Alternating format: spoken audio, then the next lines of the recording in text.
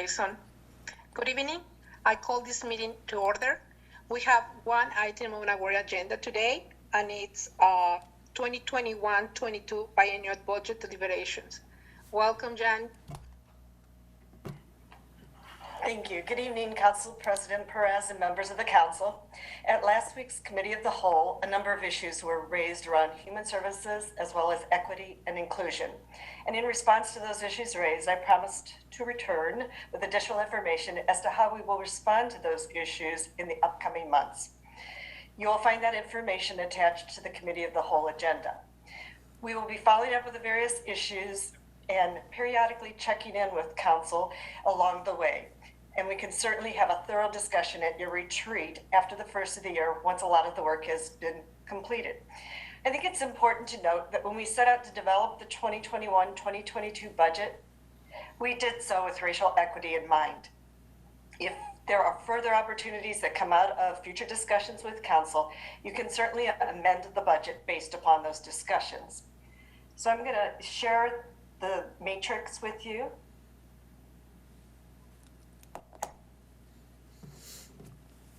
Oops, did I get that? It's that. Did that, wait a minute, it's coming up? All right, can you see the matrix there? Yes. Okay, great, thank you. This is the plan that we prepared to discuss the issues that were raised last week. For each of the issues that were raised, we provided a timetable. We've noted who will take the lead in following up on the issues or options as I've labeled them here. And we will also provide some notes about the current state.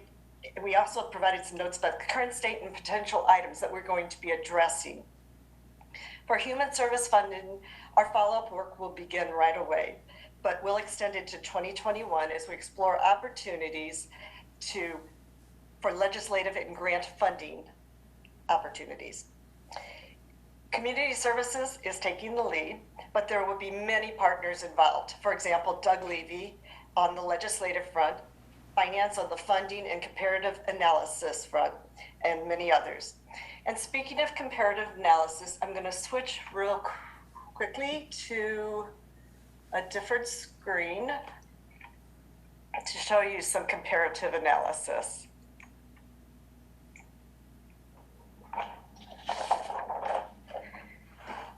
Here's the information regarding about how we stack up compared to neighboring cities. While it might appear that we spend less than other cities from our general fund, I just want to note that many of those other cities fund their services differently. They might charge them to different funds than the general fund.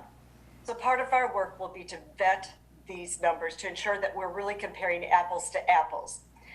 I'd also like to point out that the most important thing is not how we compare to others, but rather whether or not we are spending to fill the human service needs of our community.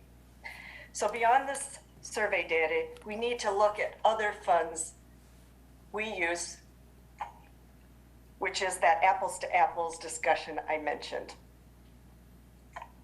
So I'm going to go back to the matrix.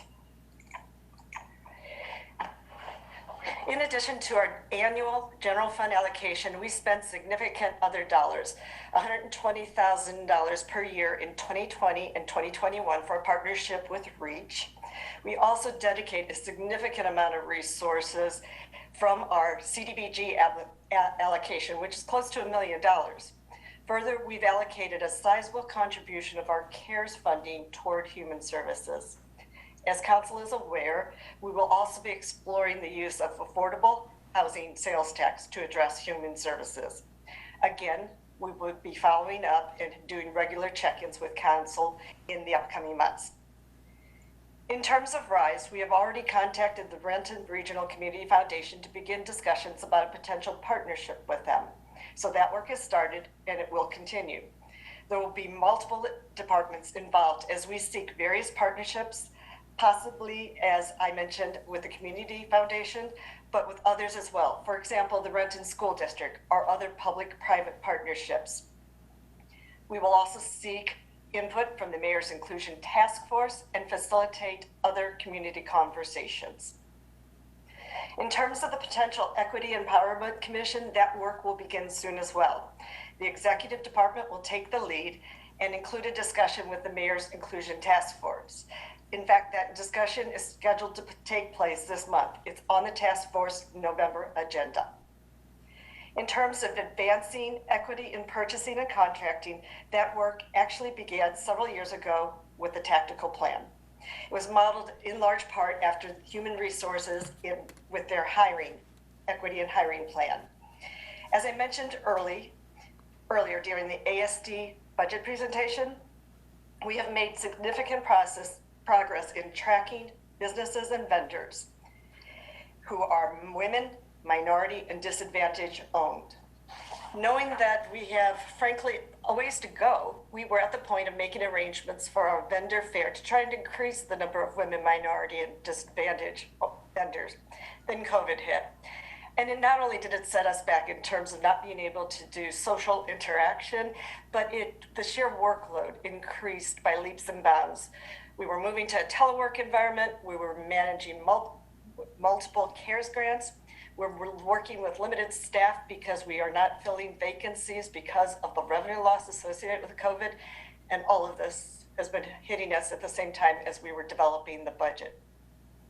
We do intend, as soon as the budget is behind us, to update the tactical plan, conduct outreach, and hold a vendor fair, whether it's virtual or in person, and provide additional training for staff. That last step is important because our purchasing and contracting functions are decentralized. In terms of equity and inclusion in hiring, that work has been ongoing for a number of years. Ellen Bradley Mock and the HR staff have done a phenomenal job in making progress on equity and hiring, but it doesn't end there. HR is already continuing their efforts to increase diversity in the workplace. They've already updated their tactical plan and will be bringing that back to the committee of the whole as soon as they receive final comments from the mayor's inclusion task force. There's a huge body of work that goes with each of these areas, and that will take a bit of time, so please bear with us. As I mentioned at the beginning, we started the budget development with racial equity in mind, but there could be opportunities for improvement. We will return to council as our work progresses for your input and potential budget amendments if that is what you choose to do. So with that, I'm going to turn it back over to you, Council President Perez, for the discussion. And I also want to note that there are colleagues of mine who are in attendance who could answer questions as well. Thank you. Thank you, Jen. I appreciate your presentation. Councilmember Prince. Thank you, Madam President. Thank you, Jan, for the presentation. A couple of things. Can you go back to the slide you showed us a minute ago with the comparison on it, please? Yes, I can. I think I might have given it short shrift, and I apologize for that. As you can see, we are in the middle of the pack there, but these numbers really need to be vetted to make sure we're comparing apples to apples here. And I would also say, I think we also need to update the population. Yes, I think I believe we're at 105,000. Thank you. This is what I've wanted to see all along. And I will say a bit, I do somewhat disagree that it doesn't matter where we lie in comparison to other cities. To me, it does matter.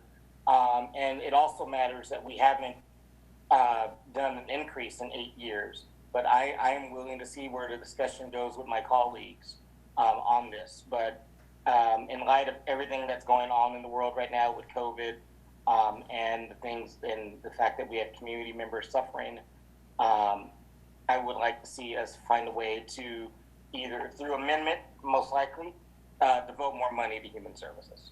Mm-hmm. Thank you, Councilmember Prince. Councilmember Corman. Yes, thank you, Council President Perez. Ms. Hahn, I want to thank you for the very responsive answers to the questions.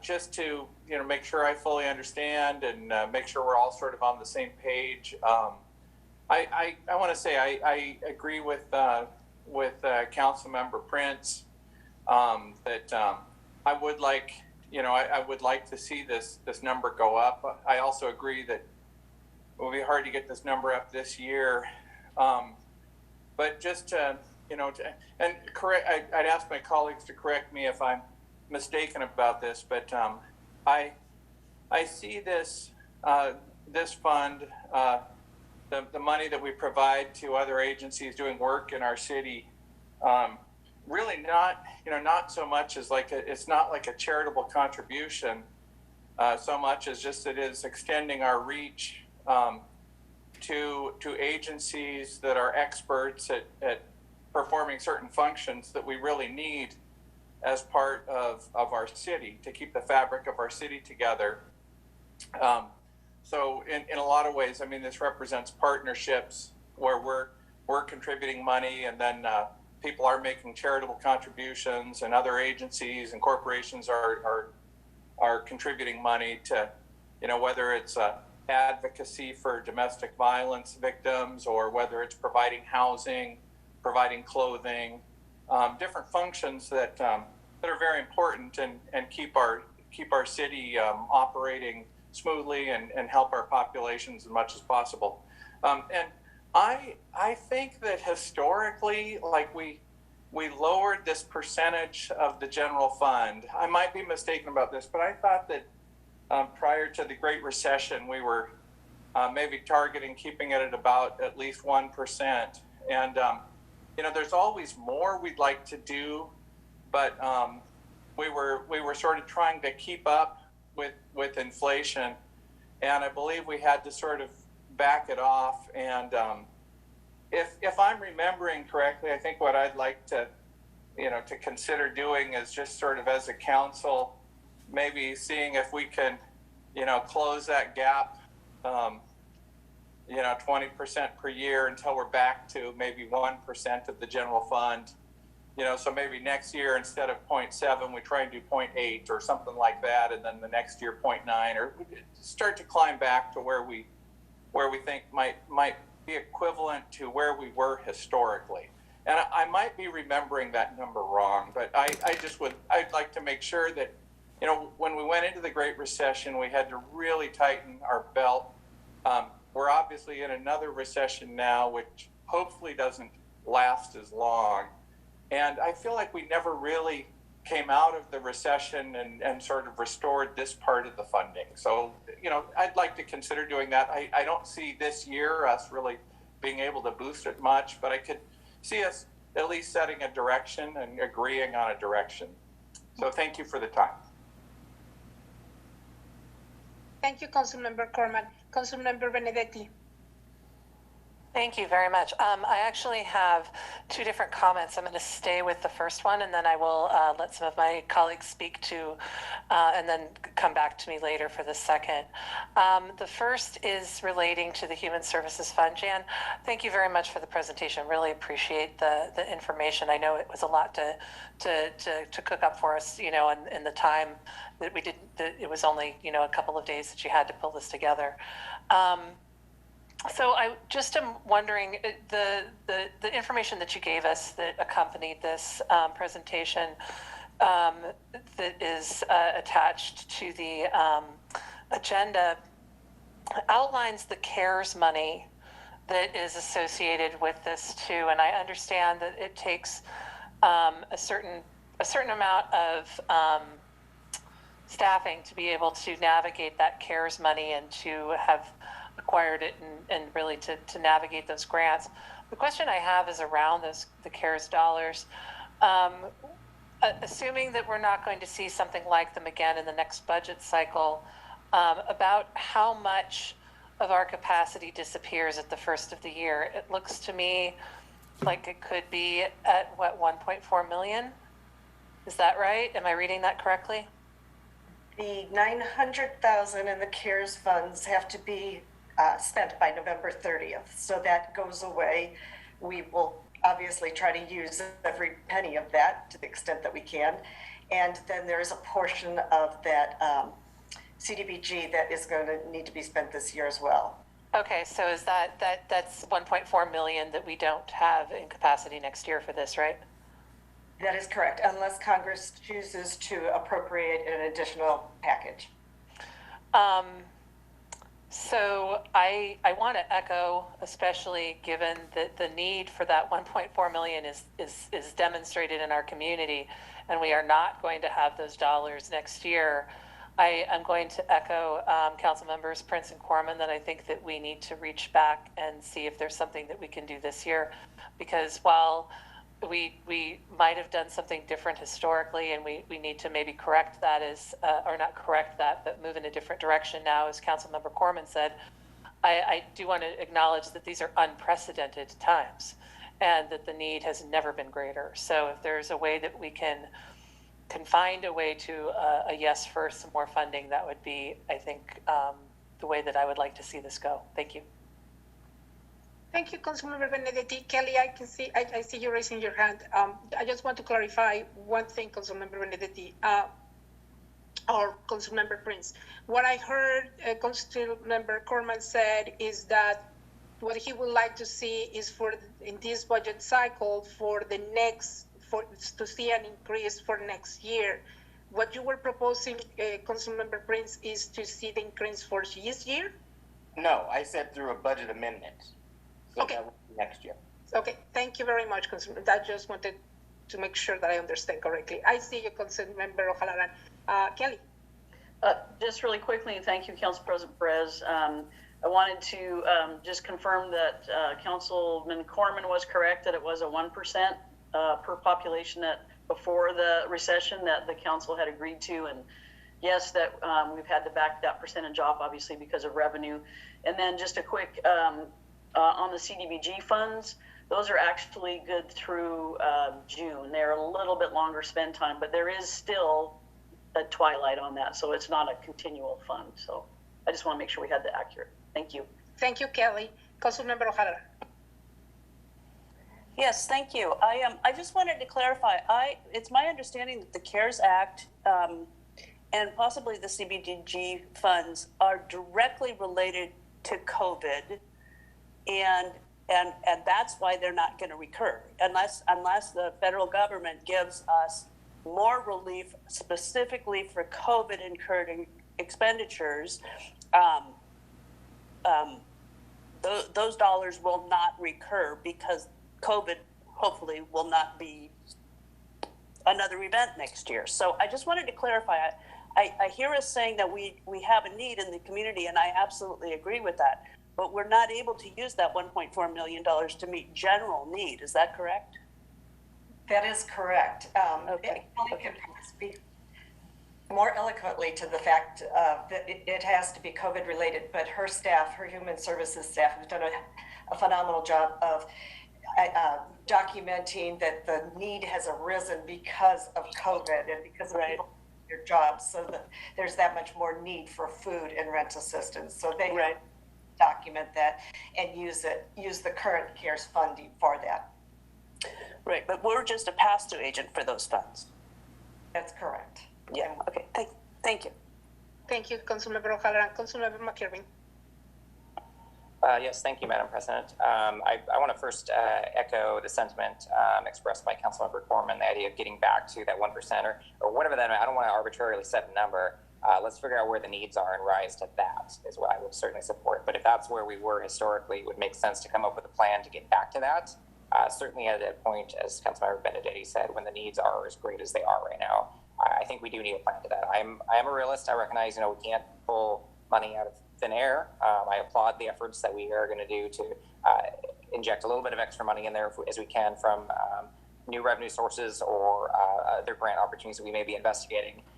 And I certainly support that. So I guess the question I have in that for this funding cycle, in addressing that, would we be using that same, the list generated by the Human Services Advisory Committee through that process? Or would we just go further down the list, or would we identify new needs? Would there be a new grant process? Would that be part of that same, because I'm assuming if it's part way into it, we're not doing the full contract that we'd be doing regularly. So my question is, if we are able to inject a few extra funds in, who will they go to, and how is that decided?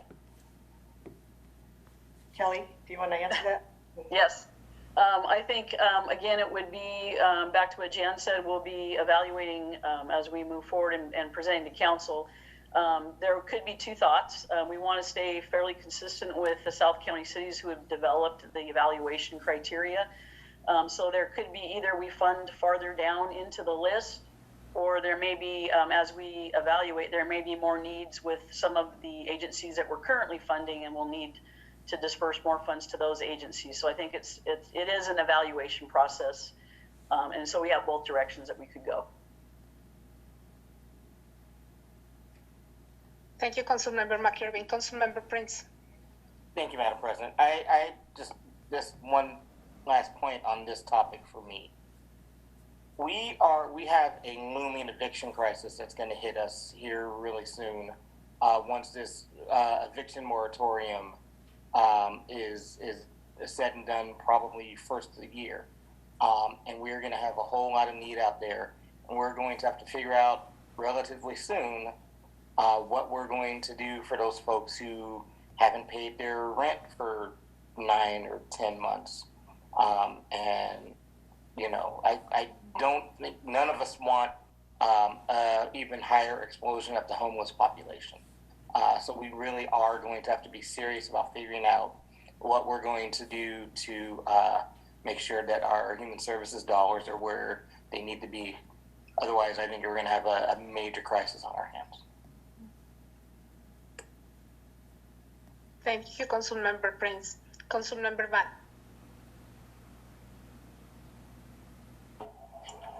Yes, thank you, Madam President. Councilmember Prince just said it, what I wanted to say, but wanted to also echo Councilmember Corman that it's, you know, really if we can incrementally add in per the cycle, because the need is great, and I'm just surprised and shocked that it's been 8 years and we haven't increased at all throughout the annual year. And I remember from our finance committee meeting, the recommendation, at least from one particular staff, was to increase it to the general fund that, you know, that's really among the cities that we're getting, that we're getting the survey, is a 1.4%. So we're at 7%. If we can go up to, you know, 0.2, whatever the increment is, it's something that we need to set a goal with. Because there's no way, even though right now we're strapped in cash, we need to do this for our community. Thank you, Councilmember Van. And just for clarification, one of the reasons why we have not increased for the last 8 years is because we were in five of those years we were coming outside of the recession. Am I correct on this, Mrs. Han? That is correct. What most cities experienced coming out of the recession is for example, sales tax didn't get back to pre-Great Recession levels until 2016. Yeah. Thank you. Well, that still gives us about 4 years. But certainly with the housing sales tax and all that we're doing, that can also help with human services. Do you have any more comments, Councilmember Van? No? Okay. Council members, do you have any more questions or concerns relating to the whole budget and the whole presentation that Jan just gave us? Councilmember Benedetti.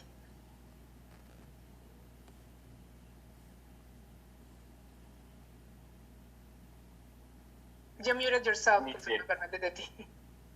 Sorry, I remuted myself instead of unmuting myself. I apologize. Jan, you'd said that with regards to the Equity and Empowerment Commission, that work is going to begin with the Inclusion Task Force here almost immediately. With the idea that it would begin with the Inclusion Task Force, what is is there then, will it be up to the Inclusion Task Force to see how the work will continue to roll out in the community, or who is going to be driving it once that temperature is taken? So that is there an intention to go beyond the task force in order to look for community input about the mission of the potential commission? Well, I would certainly defer to Mayor Pavoni to respond to his vision for the future, but I think that conversation will take place and probably recommendations will come back to council as to how best to structure that task force versus the border commission. Madam President. Thank you, Councilmember Benedetti. Councilmember Prince. And my train of thought went away for a second. With the RISE program, you mentioned that there's conversations happening with the Community Foundation. Correct. I did talk to Leanne Moss, and she was excited about the possibility of having some discussions about how they could partner with us and help us achieve some of the goals that are outlined. And I think I would be, this next year, but it would be great if at a committee of the whole next year, we get an update on what the progress is on that. Absolutely. Thank you, Councilmember Prince. Councilmember Ban. Yes, and I guess Councilmember Benedetti mentioned about the Equity and Empowerment Commission. I just wanted to add on to that and just wanted to ask, have staff been able to communicate with community members who've commented about the program, the commission itself, to ask to see what their vision is? Because I see here that's listed, in the Equity and Empowerment Commission, discussion with mayors including task force, the RISE program itself also discussed with mayors inclusion task force, but there's really nothing about communities who've actually made comment. So I think we're really missing a crucial link here, with the people who are actually experiencing and needing to address certain needs that need to be at the table. It's a good comment, Councilmember Van. I think that was intended to be part of that last line that says facilitate conversations. The conversations would take place with multiple community in forums and to solicit input from lots of groups. So I see no reason why there wouldn't be a conversation with those people as well. Thank you, Councilmember Van. Councilmember O'Halloran. Yes, thank you, Madam President. So I'm feeling a little confused about what we're doing right now for the 21-22 budget, if anything. I think the intent is to give you an outline of a plan to respond to all of the issues and concerns that you raised last week. There's a whole body of work that will go on behind this and lots of future conversations with council. We're not here to solve the problem tonight. We're here to agree to a work plan to get us from point A to point B, so that ultimately, if you decide we need to invest more or invest something differently, you can make that in the form of a future budget amendment. So we're not changing anything about the proposed budget as we've been discussing. At this point, we're not recommending that, and okay, that's what I wanted to understand, is that we're not actually proposing, we're not changing anything about the proposed budget. Okay, thank you. I guess if you got 4 votes, you could, if there was something you wanted to change, but that's not. I don't know if there's any appetite for that. Yeah, council members, of course, always have the priority to decide where they want more money allocated. Councilmember Corman. Yeah, just in further furthering that conversation, Councilmember O'Halloran brought up. I think, though, the one thing that we can say about the budget and the plan is presumably by showing us this plan, Ms. Hahn, we're funded to at least accomplish this plan, right? Because it's going to take staff work to do these meetings, to facilitate, to put the meat on the bones. We just want to make sure that the funding's in place, so that we don't get 6 months down the road and find out we're not advancing it because there's no staff available to do that. So that's sort of the linkage, I think, to the funding. We need to make sure that the plan is funded. That is correct. There's a body of work to go with each of these items, and the departments will have to pick up the pieces and use their staff resources to help us achieve the plan. Okay. Yeah, thank you. Thank you, Councilmember Corman. Councilmember Van. Councilmember Corman asked what I wanted to ask. Thank you. Thank you for clarification. Councilmember O'Halloran, do you have another question? Sorry. Any more questions? Concerns? Okay, Jan, if you can give us a very brief summary of what what are going to be the next steps, just to be very clear about the proposals that the council members have brought to the table regarding the human service funding. Basically, if you can give us a summary of what you understood and what is the next steps that we're going to take from here. In terms of human service funding, I certainly have heard many of you advocate for additional funding, and there's certainly the possibility of the affordable housing sales tax that we are meeting later this week to discuss how that might be used to help with that funding. We certainly, as we finish out this year and see some additional months of revenue coming out of the COVID revenue loss, we can look and see if if the picture has improved any, and perhaps there might be some dollars available that we could appropriate from that source.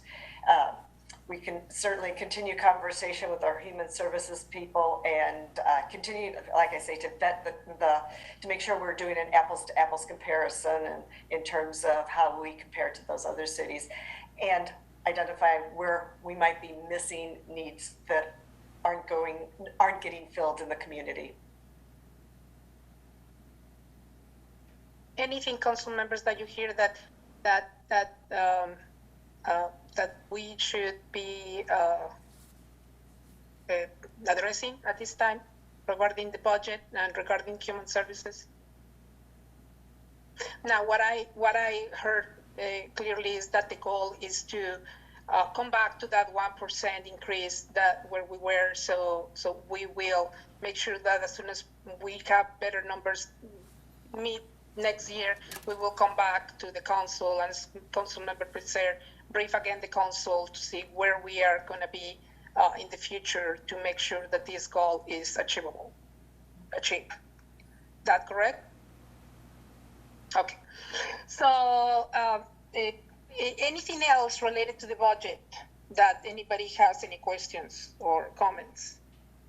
Is the budget okay? So I do have in front of me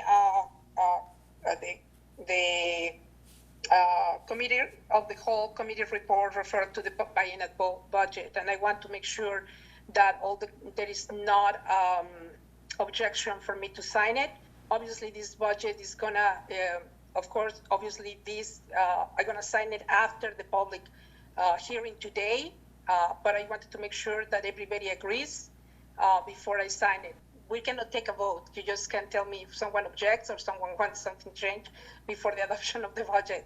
Because if not, the clerk is going to slap my hand and say, I told you that you cannot take a vote. So this is what the committee of the whole committee report said. It's 2021-2022 biennial budget. The committee of the whole reviewed the administration proposed 2021-2022 budget in the amount of $248,995,124. I don't know how to read numbers in English. I'm sorry, but I'm doing my best. Okay, and I need Jason, are you there? Do you have the report? I do. Would you like me to read it? Can you read it for me? Thank you, so everybody can understand. Okay, thank you. I apologize again for my English.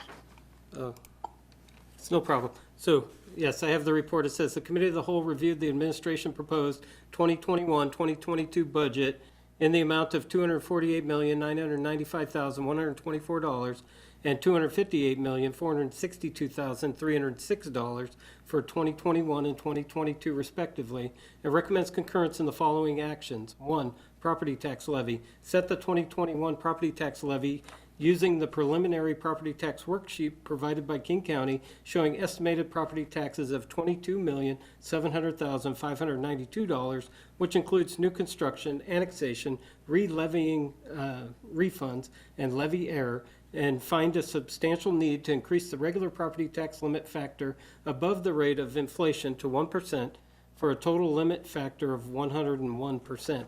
2. Other rates and fee adjustments. Adjust various fees as identified read in the proposed fee schedule located in Section 7 Appendix of the proposed budget. 3. 2021 Index of Positions and Pay Ranges. Authorize the non-represented employees' positions and pay ranges for 2021 as identified in the 2021 Index of Positions and Pay Ranges located in Section 7 Appendix of the proposed budget. The union contracts for represented employees ends on December 31st, 2020 and are pending negotiation. And finally, 4, legislation approve the 2021-2022 proposed budget action items listed above, draft and present the related legislation for first reading at council's regular meeting tonight, November 2nd. Thank you. Thank you, Jason, and I'm very sorry again for my lack of English skills. Councilmember Ban. That's fine. Thank you. I do have some concern and question. I know that we've explored these topics before, but I do want to reiterate and to have a confirmation that, and I know Councilmember Corman mentioned and asked the question as well, but as far as the RISE program, the Racial Investment to Secure Equity, that Jan, you have this plan and that resources and staff time has already allocated to it to further the plan, right? And then that there's not going to be, midway that we don't have staff allocated time to it. What I can say is that we do have staff who can work on it, but the issue would be that may be at the expense of working on something else. So if you can just bear with us, we'll try to address all of these issues as best we can within the available staff we have.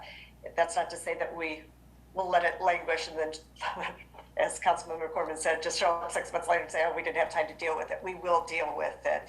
I think that after the first of the year, and we're going to be having a conversation in early December with the administrators, Ellen and I had just talked today about teeing up a conversation about how we start to bring staff back, assuming that the revenues are improving. So that will also help us address our current workload as well as this additional workload also. Thank you. And I definitely don't want us to say one thing and do another thing, as this is, part of the Renton business plan, and having, other council members have mentioned previously that communities haven't commented for whatever reason in previous years, but there's certainly a huge need in our community, especially communities that have had historical wrongdoings done to them in their community. I don't want it to be a back burner issue, but I do know that staff needs support. And so if we need to allocate particular time slots, money, whatever it is, that we need to have that done. Concerns I have about Equity and Empowerment Commission, again, with these issues, community members who've commented have certain perspective on the commission. I encourage and I ask the staff reach out to them and not just rely on the Mayor's Inclusion Task Force. Haven't been on it. I understand the dynamics. And also, I haven't seen one member from the Mayor's Inclusion Task Force commented about these issues. So that's a huge concern for me. When you're talking about authentic relationship, authentic, thoughtful of what the program is about and why community is asking for it. And if folks are not coming to let us know, and maybe they're telling staff, but certainly I haven't heard of any of that. So I do wish and I expect that our staff do reach out to community members that have had these issues and have commented. Thank you, Jan. Thank you, Councilmember Van. Any other comments or questions? I hear none. So Jan and all the administrators, thank you very much. I know that how hard was for you guys to put this budget together.